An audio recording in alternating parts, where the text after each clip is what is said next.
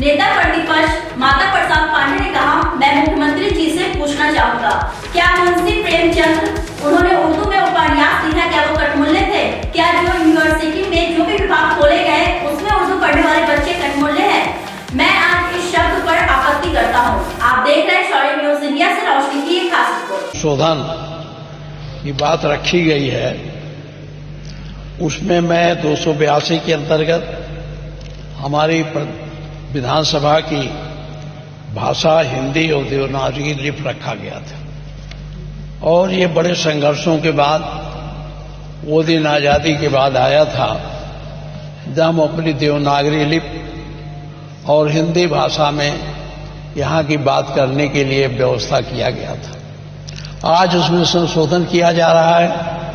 मैं पूरे संशोधन के विरोध में नहीं, हम कल भी बात किए थे और आज भी बात फिर हम कर रहे हैं। हमारी जो स्थानीय बोली है उसको आप रखें, हमारे संविधान में भी है जो जिस भाषा में बोल सके, लेकिन अंग्रेजी हमारी भाषा नहीं है। अंग्रेजी ना तो हमारी मातृभाषा है, न हमारी सांस्कृतिक भाषा है, न हमारी स्थानीय बोली है। उसको इसमें रखने का मैंने कल भी ऐतराज किया था और इसी संदर्भ में मैंने ये भी कहा था कि अगर इसमें बना ही रहे हैं तो इसमें संस्कृत को भी जोड़ दीजिए और उर्दू को भी जोड़ दीजिए।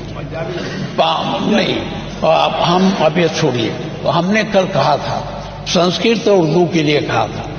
माननीय मुख्यमंत्री जी संस्कृत तो सुने नहीं, उर्दू पर बड़ा गंभीर आरोप लगाने लगे और ये भी कहा गया था कि ये कठपुतला पैदा करते हैं। हम माननीय आपके माध्यम से जानना चाहते हैं, गोरखपुर में एक बहुत बड़े उर्दू के जानकार, उर्दू के कवि रहे हैं रफ़त साहब फिराक, क्या वो कठपुतला थे?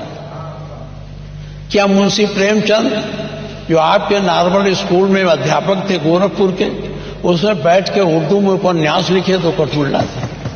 क्या यूनिवर्सिटियों में जो उर्दू विभाग खोला गया है उसके पढ़ने वाले लड़के कठपुतला हैं?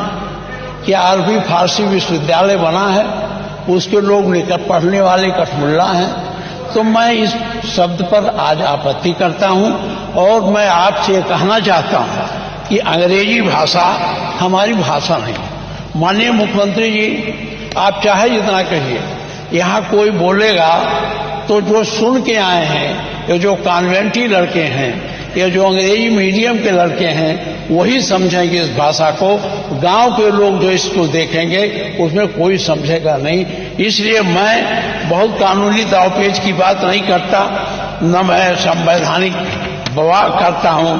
वो हमारा जो अनुच्छेद 348 है उसके बंधों का अधीन रहते हुए राज्य के विधानमंडल में कार्य राज्य की भाषा या राजभाषाओं में या हिंदी में अंग्रेजी में किया जाएगा। तो हमारी राज्य की भाषा हिंदी है तो इसे हिंदी में करना चाहिए। अंग्रेजी का कोई महत्व नहीं है। अंग्रेजी का मैं पढ़ने में विरोध नहीं करता, जिसको पढ़ना है अंग्रेजी पढ़े, वर्ड्सवर्थ का पढ़े, उनको शेक्सपियर के नाटक को पढ़े, हमारे वो जो और ग्रंथ हैं चाहे कीट्स हो, शैली हो, इनकी कविताओं को पढ़ो, हम उसके विरोधी नहीं हैं।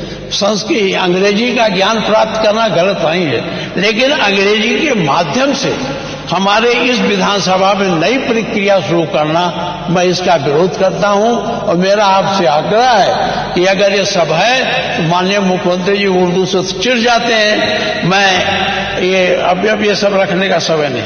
मैं आपसे कहना चाहता हूं कि आप अंग्रेजी को यहाँ न जोड़िए।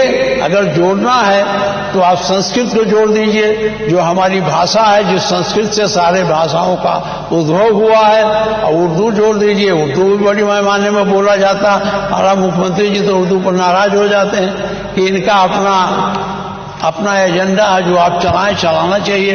मैं इन्हीं शब्दों के साथ आपसे फिर आग्रह करता हूं कि अंग्रेजी का विरोध मैं करता हूं और यहाँ अंग्रेजी का प्रयोग सदन में करने के लिए संशोधन में इसे न रखा जाए। माननीय अध्यक्ष जी, माननीय संसदीय कार्य